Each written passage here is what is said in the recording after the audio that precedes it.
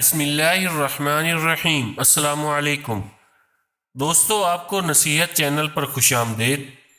دوستو، ویڈیو شروع کرنے سے پہلے آپ سے گزارش ہے کہ ایک مرتبہ درود پاک پڑھ لیں۔ جزاک اللہ۔ تم گانے سنتی ہو؟ اس نے پیچھے مڑ کر دیکھا تو کلاس کی لڑکی اس سے مخاطب تھی۔ اس نے کہا، نہیں، میں نہیں سنتی۔ کیوں؟ اس نے کہا، اس کے نقصانات کا تمہیں اسلام کی روح سے بتاؤں یا گورے چمڑی والوں کی روح سے بتاؤں؟ کہنے لگی، ہاں، تم مولویوں کی ہی بات ہوگی کہ پگھلا ہوا سیسا کانوں میں ڈالا جائے گا، بھلا یہ بھی کوئی بات ہے؟ اس نے جواباً کہا، گورے چمڑی والے کہتے ہیں کہ گانے زیادہ سننے سے آپ کی تھنکنگ ایبیلٹی کمزور ہو جاتی ہے۔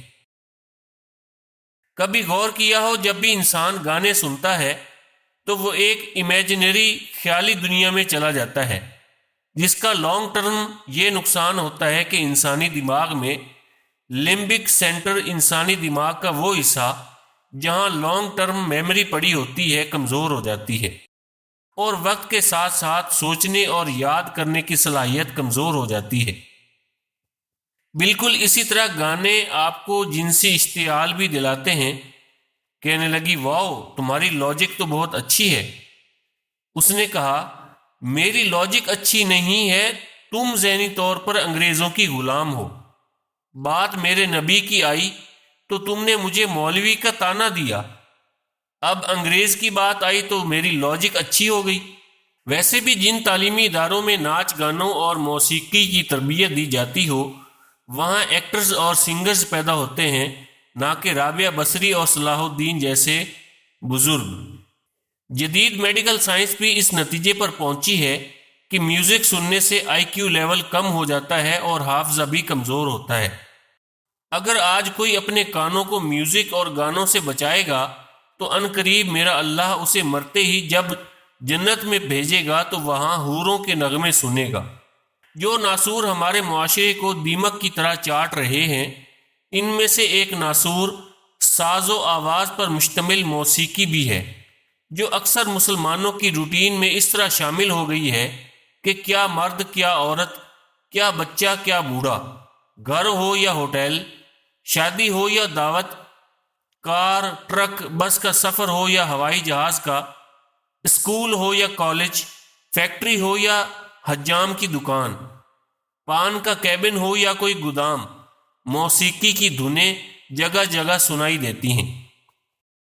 موبائل، آئی پیڈ، کمپیوٹرز اور لیپ ٹاپ موسیقی کے سٹوریج یعنی گودام بنے ہوئے ہیں۔ اگر کسی کو سمجھایا جائے تو بعض اوقات عقل سے پیدل جواب ملتا ہے، موسیقی تو روح کی غذا ہے۔ میرے بھائی، وہ شے روح کی غذا کیسے ہو سکتی ہے جس کا آغاز شیطان نے کیا ہو؟ ہمارے پیارے نبی صلی اللہ علیہ وآلہ وسلم نے فرمایا، شیطان نے سب سے پہلے نوحہ کیا اور گانا گایا۔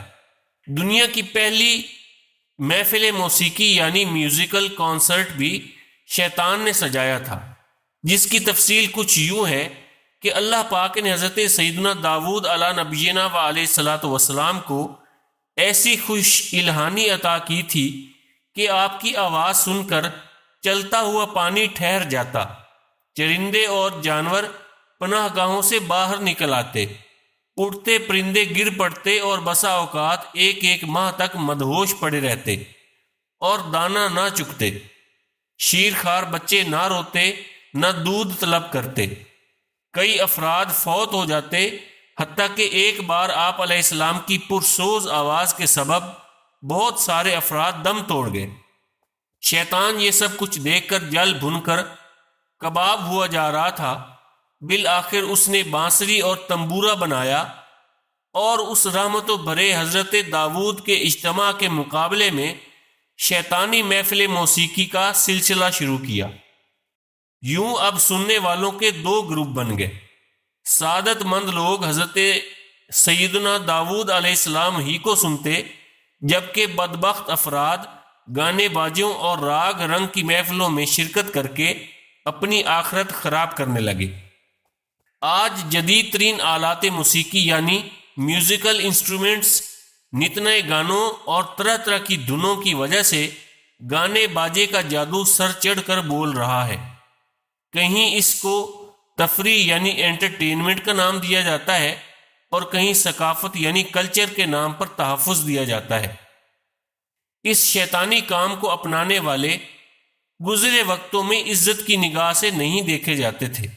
ان کو بھانڈ، گویا اور ڈوم کہہ کر پکارا جاتا تھا، لیکن زمانے نے رنگ بدلا اور ان کو فنکار، ایکٹر، سنگر اور میوزک ڈائریکٹر کے نام سے عزت دی جانے لگی۔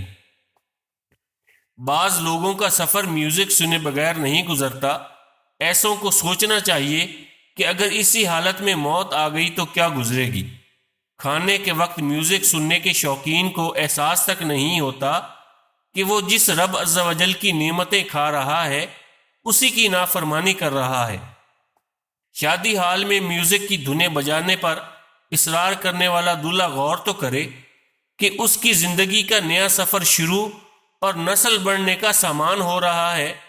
ایسے میں اسے نیکیاں کر کے اپنے رب عز و جل کے حضور خیر و سلامتی کی دعائیں مانگنی چاہیے، لیکن یہ اس کی نافرمانی پر کمر باندھ رہا ہے۔ بعضوں کو تو سوتے وقت میوزک سننے میں بڑا مزہ آتا ہے۔ حدیث پاک میں ہے النوم اخو الموت، یعنی نیند موت کی بہن ہے۔ ایسے لوگوں کو ڈرنا چاہیے کہ اگر نیند ہی نیند میں یہ موت کی وادی میں اتر گئے تو انجام کیا ہوگا۔ اللہ تعالی ہمیں میوزک سننے اور گانوں کی ویڈیوز دیکھنے سے بچنے کی توفیق عطا فرمائے۔ اللہ پاک ہمیں اپنے تمام اعضاء اور خاص طور پر کانوں کی حفاظت کرنے کی توفیق عطا فرمائے، آمین۔ دوستو، اپنے رشتہ داروں کا اور گرد و نواح کے سب لوگوں کا خیال رکھیے۔ اگر ویڈیو پسند آئی ہے تو اسے لائک اور شیئر کر دیں، اور اگر آپ نے نصیحت چینل کو سبسکرائب نہیں کیا تو سبسکرائب کر لیں۔ جزاک اللہ۔